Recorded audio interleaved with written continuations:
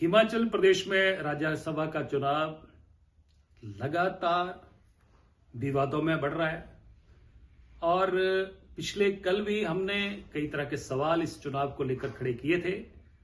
और आज जिस तरीके से इस चुनाव को रद्द करने के लिए कंप्लेंट जो है रिटर्निंग ऑफिसर राज्यसभा चुनाव के जो शिमला में बैठते हैं उनको हुई है और चीफ इलेक्शन कमीशन को दिल्ली में हुई है, उसका कारण है कि ये जो चुनाव है ये रिटर्निंग ऑफिसर को पहले ही रद्द करना चाहिए था, क्योंकि जब नॉमिनेशन भरा गया है उसमें एफिडेविट में जो कमियां पाई गई हैं।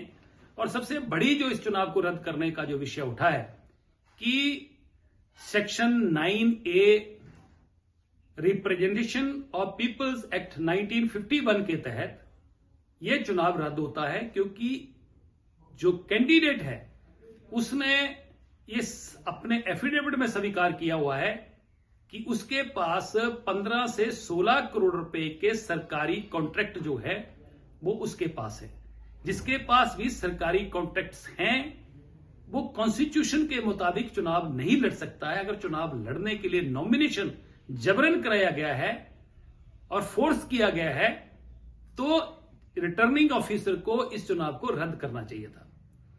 आज जबकि ये सोशल मीडिया पे सब जगह समाचार पत्रों में चला है कि 2:30 बजे रिटर्निंग ऑफिसर को जो है कंप्लेंट चली गई, उसमें सारे तथ्य वहां रखे गए। ये कॉन्ट्रैक्ट्स जो 16 करोड़ के हैं, इसके अलावा भी इस चुनाव को रद्द करने की दूसरी वजह जो है बहुत सारी चीजें जो है वो अपने नॉमिनेशन में डिस्क्लोज करने नहीं की गई हैं, उनको छुपाया गया है और जिसके सबूत आज जो है रिटर्निंग ऑफिसर को कंप्लेनेंट ने दिए हैं। मैं सिर्फ इतना कहना चाहता हूं कि जब ये चुनाव चला उसी दिन से ये चुनाव विवादों में है।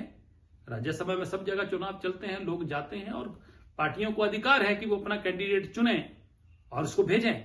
हमें उसकी कोई आपत्ति नहीं है, परंतु संविधान से ऊपर कुछ भी नहीं है। संविधान के ऊपर कोई कांग्रेस पार्टी नहीं है। इसलिए एक तो पहले ही ये चुनाव जो है ये विवादों में इसलिए है कि इसमें बहुत भारी भरकम जो है लेन देन हुआ है, जिसकी बहुत सारी चर्चाएं मीडिया में हो रही हैं।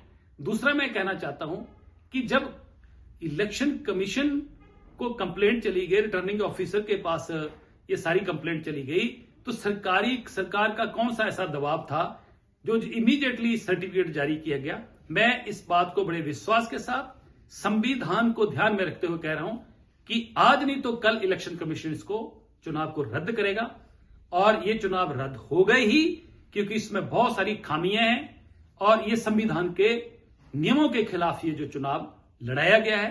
कैंडिडेट्स में जो नॉमिनेशन है उसमें भी कमी है और जितने करोड़ों के कॉन्ट्रैक्ट्स है उसके मुताबिक कैंडिडेट बन ही नहीं सकते थे। इसलिए 100% ये चुनाव रद्द होगा और मुझे लगता है कि अब और भी जो शंकाएं थी लोगों की या जो मीडिया में चल रही थी और भी मजबूत होती दिख रही है।